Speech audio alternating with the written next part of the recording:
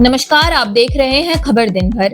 देसी खबर वाला झारखंड पर रोज सुबह 6 बजे आने वाला आपका खास कार्यक्रम, जहां आपको मिलती है झारखंड की बीते 24 घंटे की सबसे जरूरी और काम की खबरें, आसान भाषा और देसी अंदाज में। तो चलिए बढ़ते हैं आगे और जानते हैं आज की बड़ी और महत्वपूर्ण खबरें। झारखंड में भारी बारिश का कहर, कई जिलों में ऑरेंज और येलो अलर्ट।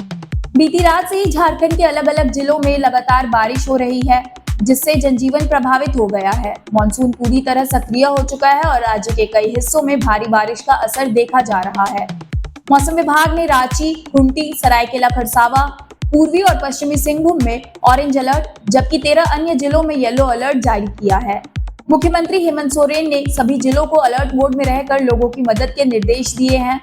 बंगाल की खाड़ी में बने निम्न दबाव क्षेत्र और साइक्लोनिक सर्कुलेशन के कारण यह बदलाव हुआ है। खूंटी में सबसे अधिक 17 मिलीमीटर, जमशेदपुर में 12 मिलीमीटर और रांची में 1 मिलीमीटर बारिश दर्ज की गई। लातेहार में कोटमुख पुल टूट गया है। रजरप्पा में एक युवक नदी में बह गया और बेतला नेशनल पार्क में पर्यटक फंसे हैं। रांची में अब तक 552.2 मिलीमीटर बारिश हो चुकी है, जो सामान्य से 207% अधिक है। 30 जून से 2 जुलाई तक फिर भारी बारिश की चेतावनी है। लोगों से सतर्क रहने की अपील की गई है। गुरुजी की स्वास्थ्य हालत को लेकर राहत की खबर, 7 दिन बाद खोली आंखें।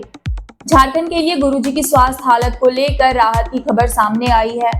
विशुम गुरु शिबू सोरेन की तबीयत में अब सुधार आ रहा है। 7 दिन बाद उन्होंने आंखें खोली है, जिससे पूरे झारखंड सहित देश भर में उनके शुभचिंतकों के बीच आशा जगी है। फिलहाल उनका इलाज दिल्ली के गंगाराम अस्पताल में चल रहा है। गुरुजी की सेहत को लेकर सोरेन परिवार दिल्ली में मौजूद है और स्वास्थ्य पर लगातार निगरानी रखी जा रही है। झारखंड में भी उनकी सलामती के लिए विशेष प्रार्थनाएं की जा रही है। राजनीतिक गलियारों में भी उनकी तबीयत को लेकर चिंता जताई जा रही है। मुख्यमंत्री हेमंत सोरेन से मुलाकात कर कई नेता गुरुजी के स्वास्थ्य की जानकारी ले रहे हैं। पूर्वी सिंहभूम में नदियों का जल स्तर बढ़ा, प्रशासन ने जारी किया अलर्ट।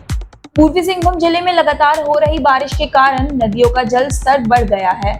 जमशेदपुर की स्वर्ण रेखा और खरकई नदियों के तटीय इलाकों में बाढ़ की आशंका को देखते हुए प्रशासन ने सतर्कता बरतने की अपील की है।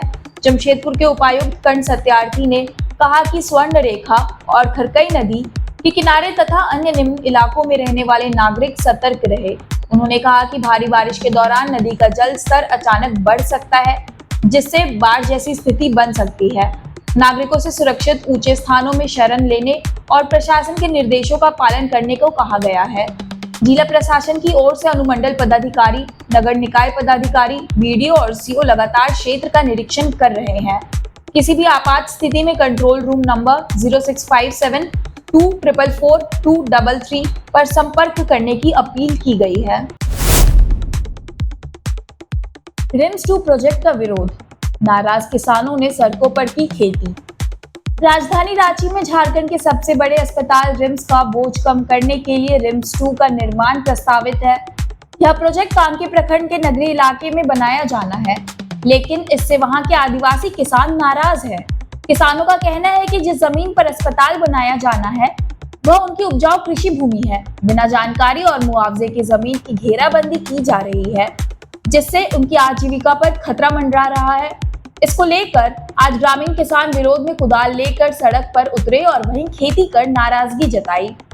मौके पर पुलिस भी पहुंची और उन्हें रोकने का प्रयास किया, लेकिन किसानों का कहना है कि सरकार ने उनसे कोई संवाद नहीं किया और अब उनके ही खेतों में उन्हें घुसने नहीं दिया जा रहा है। किसानों ने यह भी आरोप लगाया कि रिम्स 2 का विरोध करने पर उनके साथ अन्याय हो रहा है और प्रशासन जबरन जमीन अधिग्रहण की प्रक्रिया चला रहा है। हजारीबाग से शुरू हुई सांसद तीर्थ दर्शन योजना, मनीष जायसवाल के निजी प्रयास से 180 श्रद्धालु रवाना। हजारीबाग सांसद मनीष जायसवाल ने अपने निजी प्रयास से सांसद तीर्थ दर्शन योजना की शुरुआत की है।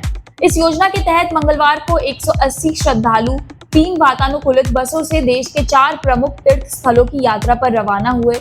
श्रद्धालु उत्तर प्रदेश के वाराणसी, अयोध्या, प्रयागराज संगम और विंध्याचल के धार्मिक स्थलों पर पूजा अर्चना करेंगे। उन्हें गंगा व सरयू नदी में स्नान और महाआरती कर दर्शन करने का भी अवसर मिलेगा। सांसद मनीष जायसवाल ने कहा कि इस योजना का उद्देश्य हजारीबाग के उन बुजुर्गों और तीर्थ से वंचित लोगों को सम्मान और अवसर देना है जो वर्षों से इसकी कामना कर रहे थे। उन्होंने कहा, यह मेरे लिए जनप्रतिनिधि होने के साथ साथ एक बेटे की भूमिका निभाने जैसा है जो अपने बुजुर्गों का आशीर्वाद लेना चाहता है। उन्होंने यह भी कहा कि यह यात्रा हर महीने 6 बार चलाई जाएगी और 3 दिन व 4 रातों की होगी। गिरिडीह पहुंचे मुख्य सचिव अलका तिवारी और पूर्व मुख्य सचिव डीके तिवारी। पर्यटन विकास को मिल सकती है नई गति। झारखंड की मुख्य सचिव अलका तिवारी और राज्य के पूर्व मुख्य सचिव डॉक्टर डीके तिवारी रविवार को गिरिडीह दौरे पर पहुंचे। प्रवास के पहले चरण में उन्होंने पारसनाथ पर्वत का निरीक्षण किया। इस दौरान भूमिया जी मंदिर परिसर में जैन समाज की ओर से उनका भव्य स्वागत किया गया। इस मौके पर गिरिडीह उपायुक्त रामनिवास यादव, पुलिस अधीक्षक डॉक्टर बिमल कुमार समेत कई प्रशासनिक अधिकारी भी उपस्थित रहे। अधिकारियों ने पारसनाथ क्षेत्र में पर्यटन सुविधाएं, आधारभूत ढांचा और चल रहे विकास कार्यों की स्थिति का जायजा लिया। दौरे के दूसरे चरण में दोनों वरिष्ठ अधिकारियों ने खंडोली डैम और गिरिडीह वाटरफॉल का भी निरीक्षण किया। माना जा रहा है कि इस दौरे से गिरिडीह जिले में पर्यटन को बढ़ावा देने वाले प्रयासों को नई दिशा और गति मिल सकती है। स्थानीय प्रशासन ने इसे क्षेत्रीय विकास की दिशा में एक अहम पहल बताया है और उम्मीद जताई है कि उच्च स्तरीय अधिकारियों के इस दौरे से गिरिडीह को पर्यटन मानचित्र पर नई पहचान मिलेगी। हूल दिवस कार्यक्रम रोकने पर चंपाई सोरेन का हमला, यह सिद्धू कान्हू का अपमान है। झारखंड के पूर्व मुख्यमंत्री और भाजपा नेता चंपाई सोरेन ने राज्य सरकार पर हूल दिवस समारोह विफल करने का गंभीर आरोप लगाया है। उन्होंने कहा कि हर साल 30 जून को वीर सिद्धू कान्हू की स्मृति में भोगनाडीह में आयोजित होने वाला कार्यक्रम इस बार सरकारी हस्तक्षेप और दमन के कारण नहीं हो सका। चंपाई सोरेन ने बताया, सुबह का कार्यक्रम पूरी तरह से तैयार था, लेकिन रात 1:30 बजे पंडाल लगाने वाले सभी मजदूरों को थाने में बंद कर दिया गया। यह सिर्फ कार्यक्रम को रोकना नहीं, बल्कि सिद्धू कान्हू जैसे शहीदों का सीधा अपमान है। सरकार ने गांव में तनाव और अव्यवस्था का माहौल पैदा किया है। उन्होंने यह भी दावा किया कि झारखंड भर से इस फैसले का विरोध हो रहा है। उनका कहना है, राज्य में ना तो विकास हो रहा है और ना ही परंपराओं का सम्मान। चंपाई सोरेन ने कहा कि विभिन्न राज्यों से आए लोग और सिद्धू कान्हू फाउंडेशन के सदस्य जो वर्षों से इस आयोजन को संभालते आए हैं, अब इस मुद्दे पर चर्चा के लिए एकत्र हुए हैं। पूर्व मुख्यमंत्री के इस बयान के बाद सियासी हलकों में हलचल तेज हो गई है। हालांकि प्रशासन की ओर से अभी तक कोई आधिकारिक प्रतिक्रिया सामने नहीं आई है। विवाद के बाद मिली अनुमति, अब भोगनाडीह में हूल दिवस आयोजन तय। हूल दिवस को लेकर उपजे विवाद के बीच अब भोगनाडीह में 30 जून को कार्यक्रम आयोजित होने का रास्ता साफ हो गया है। रविवार को जिला प्रशासन ने आयोजन की अनुमति दे दी है। सिद्धू कान्हू के वंशज मंडल मुर्मू ने जानकारी दी कि एसडीपीओ और अनुमंडल पदाधिकारी से बातचीत के बाद अब शनिवार देर रात हिरासत में लिए गए लोगों को रिहा कर दिया गया। साथ ही आयोजकों से आज की तिथि में नया आवेदन देने को कहा गया, जिसके आधार पर कार्यक्रम की स्वीकृति दी गई है। बता दें, यह आयोजन भोगनाडीह स्थित सिद्धू कान्हू मुर्मू स्टेडियम में प्रस्तावित है। कुछ दिनों से इस आयोजन को लेकर असमंजस की स्थिति बनी हुई थी। पहले जिला प्रशासन ने अनुमति नहीं दी थी, जिससे मामला गर्मा गया। झारखंड की खबरों का सिलसिला यहीं समाप्त होता है। जुड़े रहिए देसी खबर वाला झारखंड के साथ, क्योंकि कल सुबह ठीक 6 बजे हम फिर हाजिर होंगे झारखंड के बीते 24 घंटे की तमाम महत्वपूर्ण और आपके काम की खबरों के साथ।